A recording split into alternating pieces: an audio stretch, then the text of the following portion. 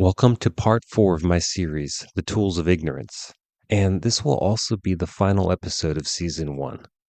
I'm really excited about season 2, and I'm working on that right now.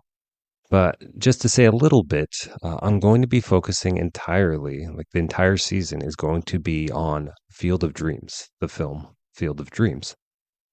From the origins of the book Shoeless Joe to casting, production, post production, and how this story has touched so many lives. I've already found so many fascinating stories and talked to so many interesting people involved in the film.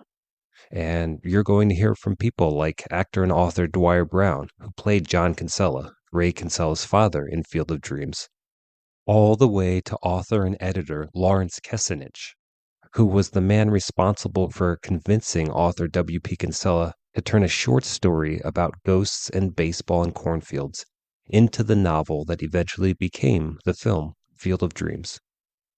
Also, in the quest for even more connection, I want you to be involved.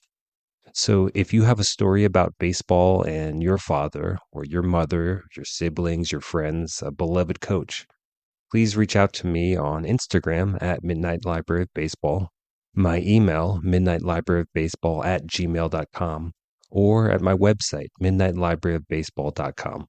And you might be part of the show. Okay, here's the show. According to baseballreference.com, on the list of all-time career home run leaders, Mike Piazza is listed at number 51, and then Carlton Fisk at number 80. These are the first two catchers on the list. For runs batted in, Yogi Berra is the first catcher to crack the list at number 68. For batting average, Bill Dickey at number 87. And when you try to think of the all-time great catchers, how many names pop up? Now, if you're a pretty big baseball fan, maybe quite a few. But for the fan who has a highlight reel of baseball and baseball history, it's probably 4 or 5 names: Johnny Bench, Roy Campanella, Yogi Berra, Carlton Fisk, Mike Piazza, Ivan Rodriguez, Jorge Posada. But it's a short list, and we're talking about the history of baseball. Why is this? And why are catchers so low on most offensive lists? Tonight, I'll look at the evolution of the tools of ignorance for the hardest position in baseball. The pioneering catchers of the 19th century were tough, extremely skilled, and out of their minds. But they were still human, and their breaking points paved the way to invention and innovation. But we're also looking at the catcher as the unsung hero in so many ways, from offensive numbers to omission from major moments in history to the most important player on the field year after year, making the least amount of money of any player on the field.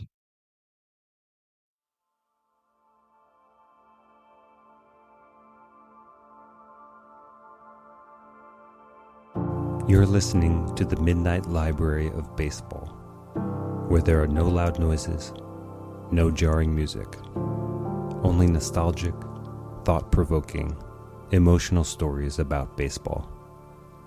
I'm Ben Orlando.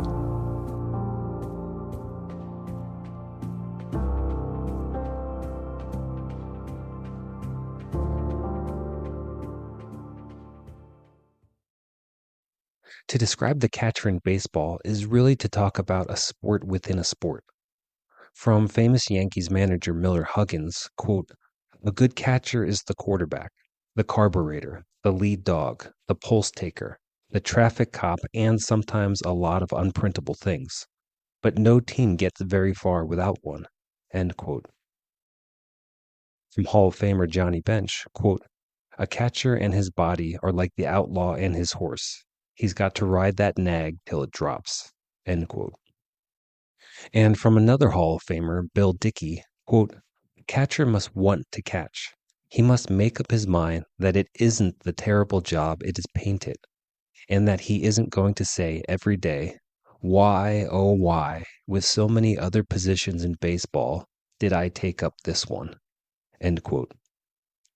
The catcher is kind of like a goalie in soccer or hockey, except he's involved in every single play. He's kind of like the quarterback in football, except he plays on both sides of the field. In all of sports, it's hard to think of another position in a team sport that takes more physical and mental energy in comparison to every other player on the team. The catcher dictates the game and puts himself in harm's way every play. So let's just take a second, because most of you listening might have played baseball or softball, but you've probably never played catcher. So just imagine for a second taking the time to put on all your gear and then crouching down in a very uncomfortable position. It's basically how you'd get punished. Go over to the corner and squat and stay like that for 10 to 20 minutes. Then you can take a break, but you have to do it 9 more times. And then you have to do it tomorrow and the next day, 162 times in all. So, as a catcher, you get into this uncomfortable position, and a batter steps to the plate, swinging a weapon a few inches from your head. And truth be told, sometimes that bat does connect with your head. And in 2024, it's happening more and more. Or it hits your hands, and glove or not, it's going to sting. Now, here comes another element, the pitcher. And at the major league level, he's throwing the ball more than 90 miles an hour, if not 100. And once he releases the ball, any number of things can happen. You can catch it, which is the best case scenario, and it still might sting your hand.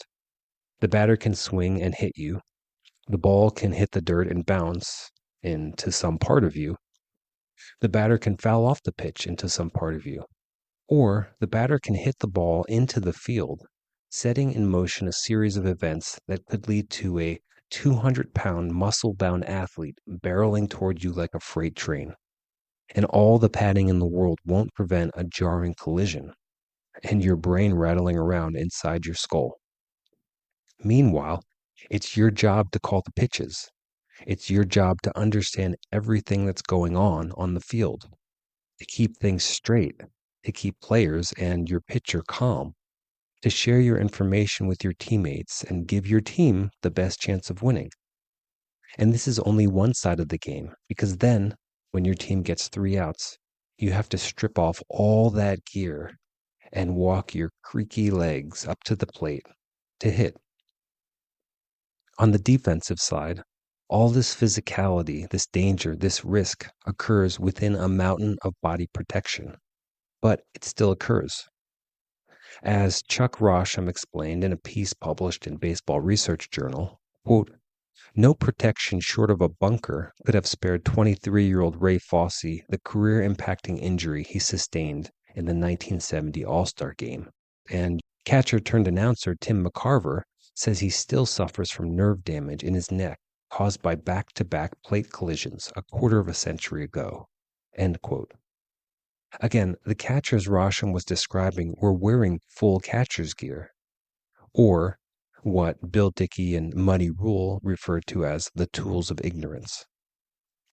According to brbullpen.com, the term tools of ignorance was, quote, meant to be ironic, contrasting the intelligence needed by a catcher to handle the duties of the position with the foolishness needed to play a position hazardous enough to require so much protective equipment. End quote. And if it's ignorant to play such a hazardous position with equipment, what would you call it when you play the position with no equipment?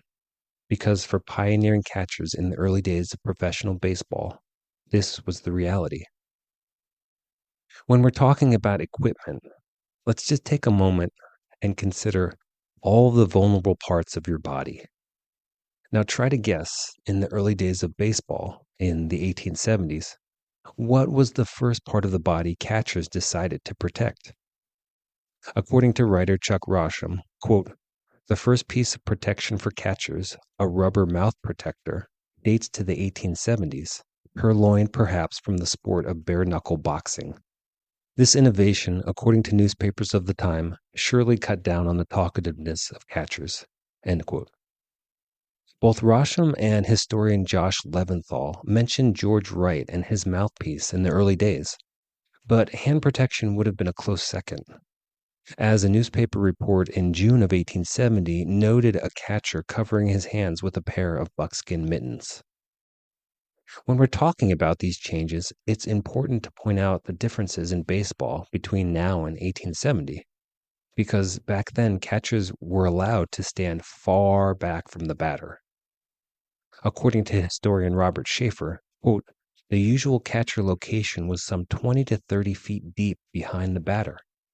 Obviously, any runners would advance with impunity if the catcher continued to stand that far back, especially with the variety of pitching motions, distances, and ball speeds. End quote. The catcher was also able to stand so far back because he was allowed to catch a foul tip or third strike on a bounce. But as Schaefer pointed out, there are severe disadvantages to standing so far back. You really have no chance of throwing out the runner when you're that far back, and that's going to end up leading to a lot of runs for the other team. But it's interesting, right? That they would make this decision to stand farther back instead of adopting protective measures from the start. This goes into the category of what were they thinking? And, we know partly what they were thinking because this aligns with what we've been talking about in other shows. This idea of manliness, appearing tough. But with each new season, it became harder and harder to be tough and survive, especially for catchers. Robert Schaefer explains some key changes that made catching even more dangerous. What allowed for catchers to catch the ball at all was the fact that pitchers were pitching underhanded. But in 1883, the sidearm motion was allowed, and then in 1884, the overhand pitch was allowed, which would have made it much more dangerous to catch the ball. But also in the 1880s, they changed the rules, so now you had to catch a foul tip or a third strike on the fly. Despite the dangers, catchers weighed their options and often decided it was worth a bruise, a sprain, or a broken bone to save a run. According to Rosham, quote, New York Mutual's catcher Nat Hicks was the first backstop to start creeping closer to batters in the 1870s. Hicks paid for his fearlessness with repeated and sometimes severe damage to his face and a near loss of his right eye in 1873. End quote. And you might have noticed he used the word backstop, which is sometimes a word used to describe catchers. But along these same lines, Josh Leventhal noted that even with the catcher's ability to stand far back from the plate and catch balls on the hop, quote, broken noses, black eyes, and other facial injuries were increasingly common as pitchers got more inventive with their deliveries, end quote. It's important to note that in the 1880s, the distance from the pitcher's box to the plate was 50 feet, 10 feet shorter than what it would become, 60 feet 6 inches, in 1893. But when they made this change and lengthened the distance, they also added a mound, which allowed pitchers to throw down. For some players of the day, like Fred Thayer, captain of the Harvard Ball Club, the cost was too high. In 1876, Thayer watched his fellow students in a fencing match, and he got an idea. He went to a local metalsmith and requested a face mask for his catcher, James Ting. And Thayer imagined a mask similar to the masks worn by fencers.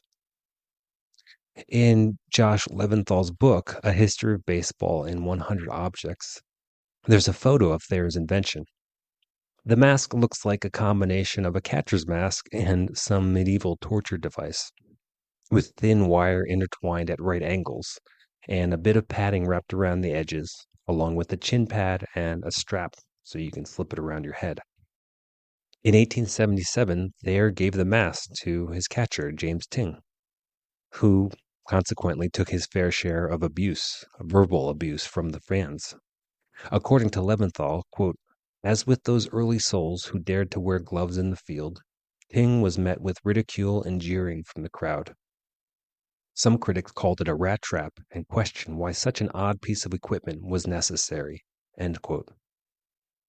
But after a few years, even the most manly of men began to accept the quote-unquote tools of ignorance, Henry Chadwick, who was an authority of baseball and baseball history at the time, previously criticized players for fielding a ball on a hop instead of catching it on the fly.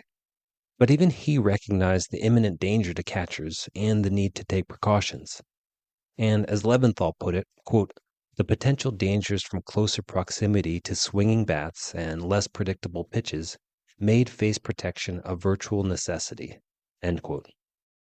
But there's another advantage here, which is also crucial to the game, and it ties back to what we've talked about with fielding gloves. Chuck Rosham explained that James Ting, the catcher for Harvard, the day he wore his mask, made only 2 errors.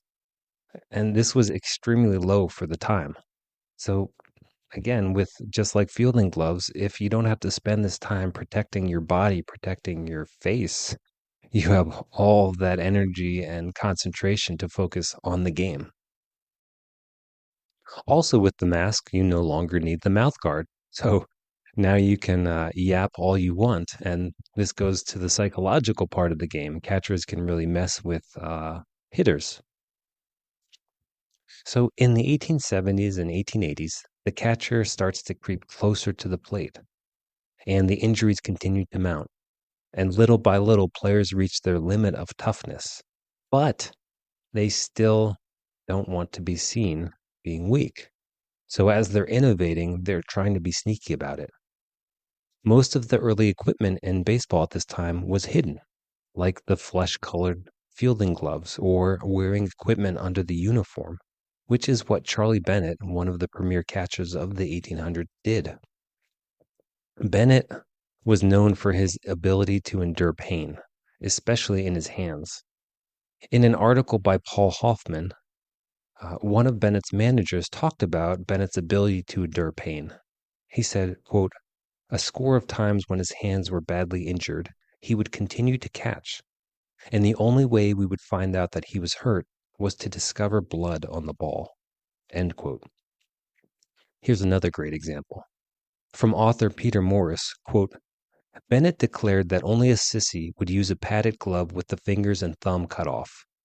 During one of the games, a foul ball split the left thumb of Bennett's hand from the tip right down to the palm.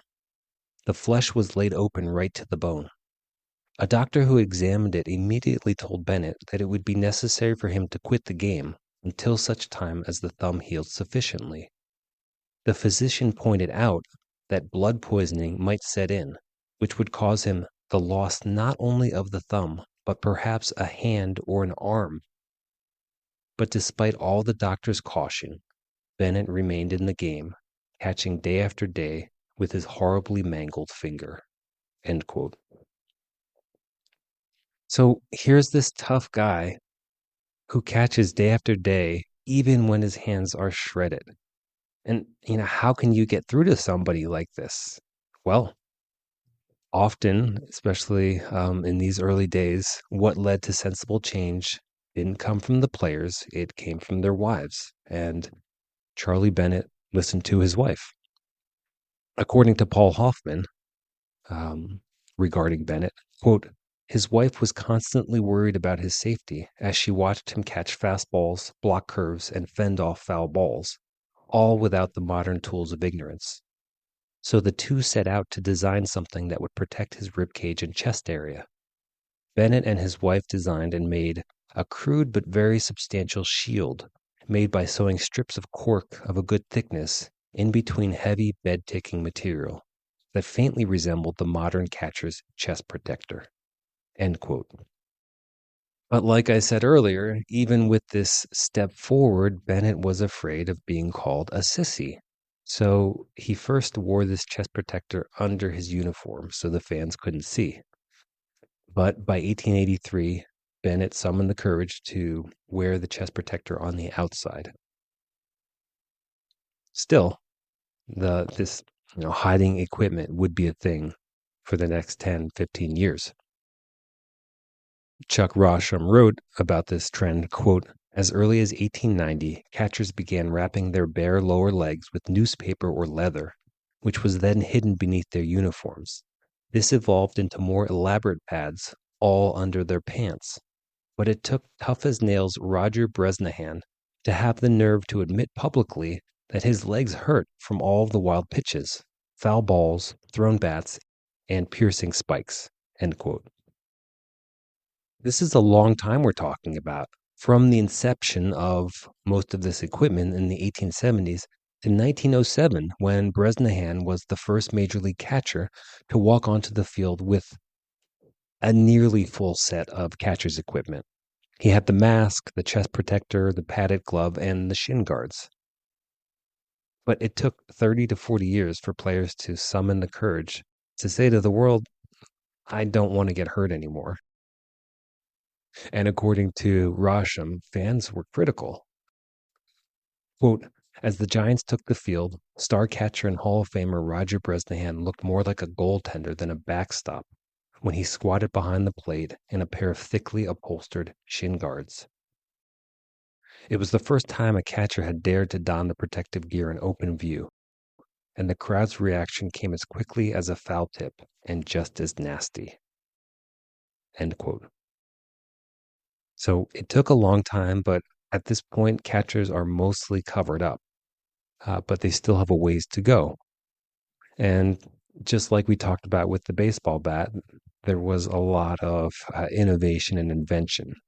And one pretty crazy invention came in 1904 from James Bennett, and he called it the baseball catcher. And here's a summary of the contraption in an article by Eric St. Peter. Quote, his baseball catcher was a device that would eliminate the need for a glove at all. He designed a wire cage to be mounted on the chest, which could receive the ball and drop it effortlessly into the catcher's protected hands. The invention had reinforced borders made of solid wood and was complete with springs under the cage to protect the catcher from the impact of the pitch. His device would allow for the position to be played safer, but prevented much mobility. End quote. Yeah, not much mobility was an understatement because you basically have a small chicken coop on your chest. And again, this is amazing that someone would think in the major leagues a catcher would put this on, squat, and wear this. But again, kudos for thinking it up, getting a patent on this, and moving forward on a seemingly wacky idea. So there's a lot going on with innovation in the equipment, but we haven't even talked about one of the most important innovations, which is the glove.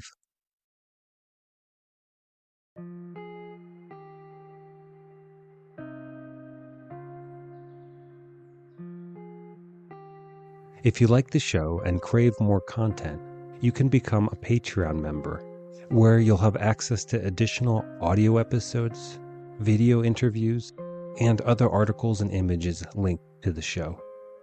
Go to Patreon/Midnight Library of Baseball. And since this is a one-man production, every bit of support helps. You can donate at midnightlibraryofbaseball.com, and you can add reviews on iTunes and Spotify. Okay, back to the show.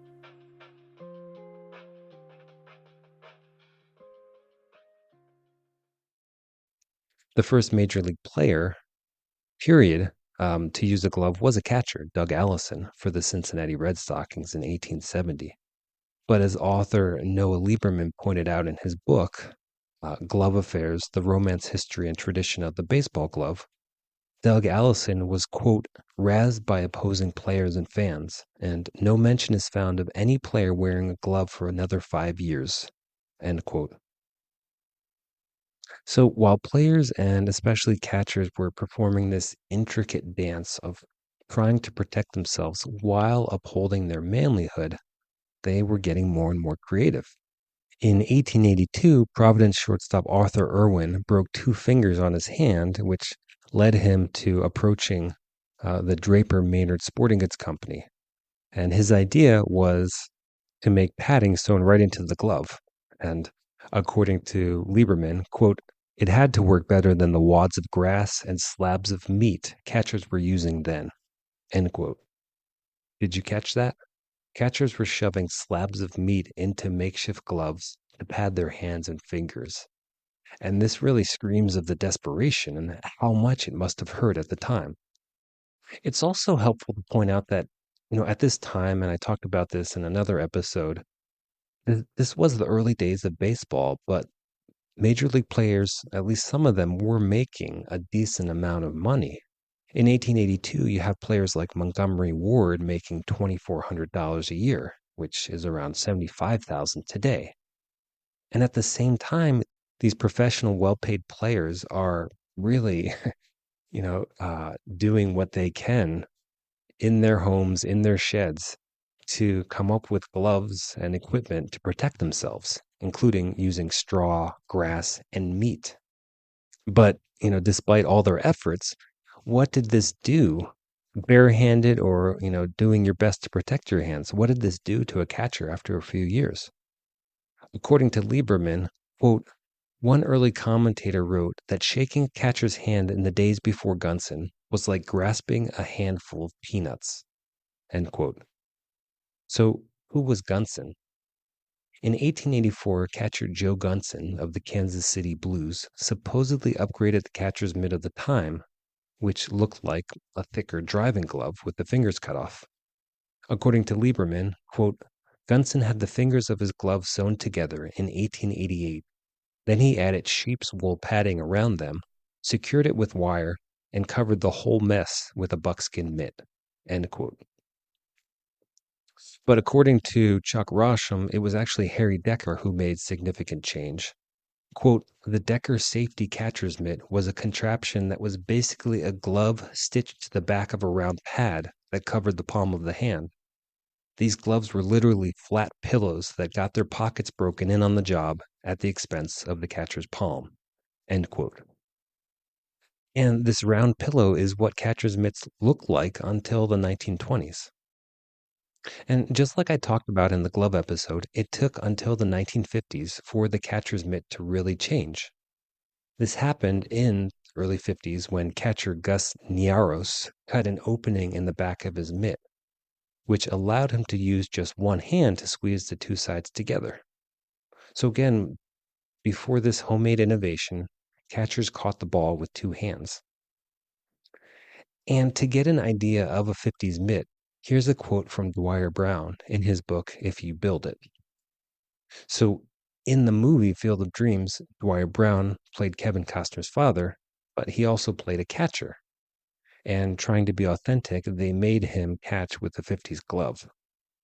From Brown, quote, those of you who have never put your hand into a vintage catcher's mitt from the 1950s, like the kind my sweaty hand was in now, you wouldn't know that it is a completely inflexible piece of cowhide, padded to the degree that it is like trying to catch a baseball with a giant submarine sandwich. There is no way. End quote. So that's Brown's assessment, and the 50s glove was an upgrade from what they had 50, 60, 70 years ago. But even after Gus Niaros's invention in the 50s, it took until the late 60s for the hinged glove to become common. And remember, the hinge allows you to squeeze the glove closed with one hand. So this was finally popularized by Randy Hundley in 1966 and Johnny Bench in 1968. So finally, the catcher's mitt had what was called a flex hinge, which caused the glove to snap shut automatically when the ball made impact. Over the following decades, the human being, aka the catcher, continued to disappear behind more and more gear. The chest protector gained shoulder pads. Shin guards moved up to cover the knees and moved down to cover the feet. And catcher's masks grew more and more futuristic. And of course, included was a throat guard, which was one of the older innovations. As Chuck Rosham wrote, quote, the end of the 20th century has seen the mask evolve into something resembling what Darth Vader wears. Its genesis sprung from hockey goalie masks. It's made of new high-tech polycarbon. The helmet protects the top, sides, and back of the head, yet the cage-like opening in the front is bigger than that of a normal mask. It increases a catcher's peripheral vision and deflects the ball rather than hitting the catcher flush, as does the previous mask. End quote. So in the move toward common sense and protecting what needs protecting, The catcher continued to literally disappear behind the gear, so that he's the least seen and least known of all the players on the team. But he's also disappearing because normally the catcher just cannot keep up offensively because of the physical strain of his position and gear and the mental strain of all the other tasks he has to organize, understand, and convey to his teammates. As I mentioned earlier, when you look at offensive records throughout the history of baseball, it takes a while of scrolling to get to a catcher. And while a catcher might have a few good or great seasons, it's nearly impossible to match the pace of other position players year after year. But there's another omission happening here, because as the catcher remains literally in the background game after game, he also remains forgotten from major moments in the sport, like no hitters and perfect games. We often remember the pitcher who threw the great game, but not the catcher who caught it, even if it was the catcher who decided what pitches to throw and went out to the mound however many times to calm the pitcher down. Doc Ellis, who threw a no-hitter in 1970 while sky high on LSD, gave a lot of the credit to his catcher, Jerry May, who wore reflective tape so the spaced-out Ellis could see the glove. And Ellis, during this game and most games, usually agreed to whatever type of ball the catcher wanted him to throw. But few people remember the name Jerry May. Don Larson, who pitched the only perfect game in World Series history, is remembered more than his catcher, Yogi Berra, is remembered for catching it. But Larson said he was extremely anxious and relied on Berra. From Larson, quote, "I was so nervous I couldn't think straight. Yogi had to do my thinking for me." End quote. Whether or not fans and others on the outside recognize the value of the catcher, people inside the game absolutely do, to a degree. From Bob Feller, one of the greatest pitchers of all time, quote, "If you believe your catcher is intelligent and you know that he has considerable experience, it is a good thing to leave the game almost entirely in his hands." End quote. And really, the sheer number of baseball managers who were former catchers is a testament to the intelligence and leadership skills acquired on the job. According to author Mark Craig, major league managers operated more on the business side of things until the 1890s, when finally strategy played more and more of a role in the game. And this is when, according to Craig, the first wave of former catchers moved up to the spot of manager. And the more strategy played a role, the more catchers transitioned into the manager position. And to highlight this degree, in 2018, nearly half the managers in Major League Baseball were former catchers. So are catchers overlooked? Yes. Do they sacrifice offensive numbers for all they do behind the plate? Absolutely. And is there one more area where they're getting overlooked? Absolutely. For us mere mortals, the average salary of a starting major league catcher would be a dream come true. But comparatively, it's extremely low. In 2021, catchers ranked last for starting players with an average of $2.6 million per year. This means they ranked below 3 players who only played half time. Right-handed starting pitchers made an average of $6.8 million, while left-handed starters made $7.7 million. And the highest paid position player in 2021? The designated hitter. And the DH is a guy who plays zero defense. In a good game, he might go up to the plate 5 times. And in 2024, this discrepancy hasn't changed. The highest paid player on the field by far this year is Shohei Ohtani, a designated hitter, at $70 million. $70 million a year. Then there's pitcher Max Scherzer at $43 million, center fielder Aaron Judge at $40 million, all the way down to catcher JT Realmuto at $23 million. So are players paid for their contribution to the team or for their entertainment value? What is getting overlooked here? And just as an aside, the highest paid manager in 2024 was Bruce Bochy at $11.4 million. So I guess you can look at this two ways. When the catcher inevitably transitions to the manager position, he can look forward to another pay cut. Or he gets to continue to make millions of dollars while his fellow teammates have to retire. But it's still going to take him a while to pass what his teammates have already made. But if we step back for a moment and take the money out of it, catchers are badasses. They're known as field generals, and they have the armor to prove it. They're the leaders of the team. They're confident, self assured, because they have to be. They wear the tools of ignorance, but they are far from it. They know who they are, the control and calm they bring to each game. And they also know all of the ways they're getting the short end of the stick. And they choose to play anyway. For the love of the game, maybe, or for the love of how good it feels inside under all that padding to know that I matter. I am more than good enough. I'm great. I am a catcher. That's the end of the show.